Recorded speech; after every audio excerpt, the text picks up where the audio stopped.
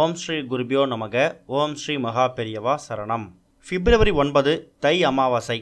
அன்னைக்கு தினம் நம்மோட பித்ருக்களுக்கு எத்தனை மணிக்கு தர்ப்பணம் செய்யலாம், எத்தனை மணிக்கு அவங்களுக்கு படையல் போடலாம், இது மாதிரி பல துல்லியமான விஷயங்களை தான் இந்த பதிவில் பார்க்க போகிறோம்.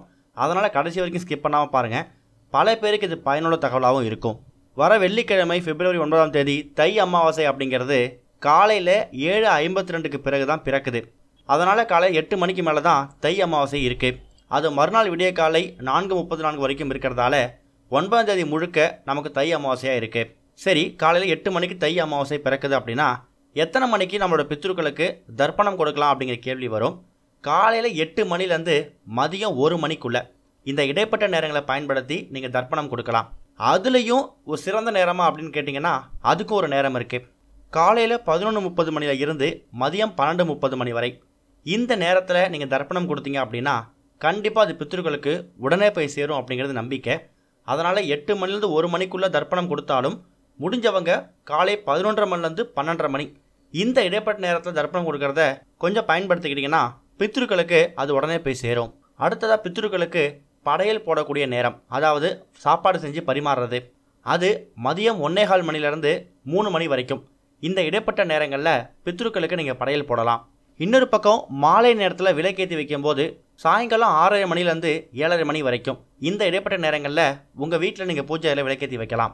அப்போ விளக்கேற்றும் போது உங்கள் வீட்டில் இருக்கக்கூடிய தெய்வங்களுக்கு மட்டும் தான் விளக்கேற்றணுமா அப்படின்னு கேட்டிங்கன்னா பித்ருக்கள் நினச்சும் மனசார அவங்களுக்காக ஒரு தீபம் ஏற்றி வைக்கலாம். சின்னதாக ஒரு அகல் விளக்கு ஒன்று எடுத்து வச்சுக்கோங்க.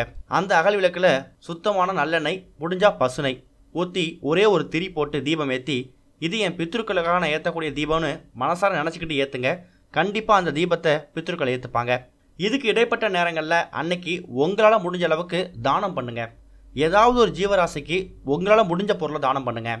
உதாரணத்துக்கு காக்கைக்கு எள் கலந்த சாதத்தை தானமாக கொடுக்கலாம். உங்கள் வீடு பக்கத்தில் சுற்றி தெரியக்கூடிய நாய்களுக்கு ஒரு பாக்கெட் பிஸ்கட் வாங்கி கொடுக்கலாம். நாய்கள் இல்லை, பூனைகள் தான் அதிகமாக இருக்குன்னா அந்த பூனைக்கு ஒரு வேளை தயிர் சாதம் வைங்க. கோவிலுக்கு போகிறீங்களா, அங்கே மரத்தில் குரங்குகள் இருக்கா, அந்த குரங்குக்கு ஒரு 2-3 வாழைப்பழம் வாங்கி கொடுங்க. உங்கள் வீட்டு பதறக்கூடிய பசுமாட்டுக்கு தவிடு வாங்கி கொடுங்க. ஏதாவது ஒரு ஜீவராசிக்கு ஏதாவது ஒரு பொருளை, உணவுப் பொருளை தானமாக கொடுங்க.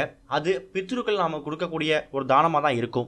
இந்த ஒரு பதிவில் தை அமாவாசை அன்னைக்கு நம்ம எத்தனை மணிக்கு தர்ப்பணம் கொடுக்கலாம், எத்தனை மணிக்கு படையல் போடலாம், எத்தனை மணிக்கு விளக்கேற்றலான்னு பல பயனுள்ள தகவல்களை பார்த்தோம்.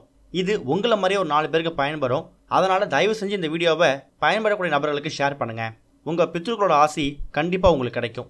ஓம் ஸ்ரீ குருபியோ நமக. ஓம் ஸ்ரீ மகா பெரியவா சரணம்.